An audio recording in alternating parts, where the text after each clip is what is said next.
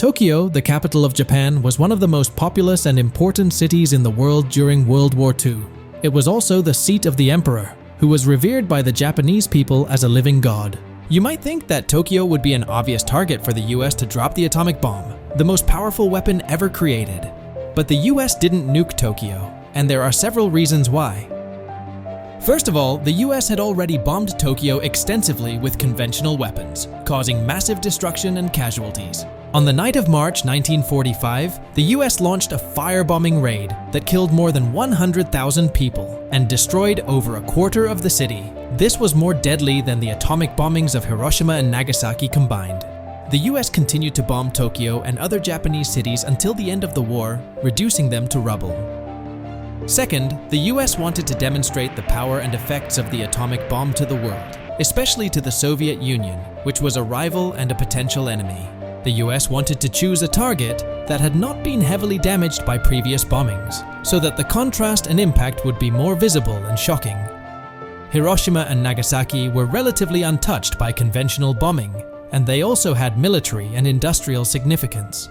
Tokyo, on the other hand, had already been devastated by firebombing, and the emperor's palace was protected by a special order from President Truman, who feared that killing the emperor would make the Allies look bad and provoke more resistance from the Japanese.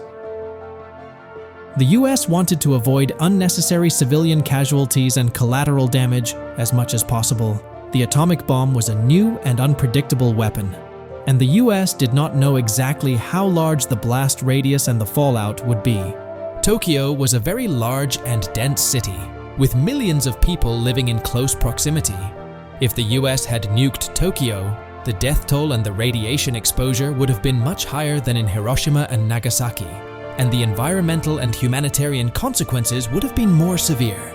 The US also wanted to preserve some of the cultural and historical heritage of Japan, which was concentrated in Tokyo.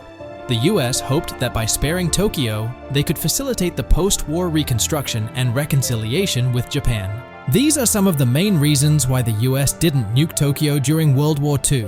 It was a complex and controversial decision, influenced by military, political, and moral factors. The US chose to use the atomic bomb on Hiroshima and Nagasaki, hoping to end the war quickly and save lives in the long run.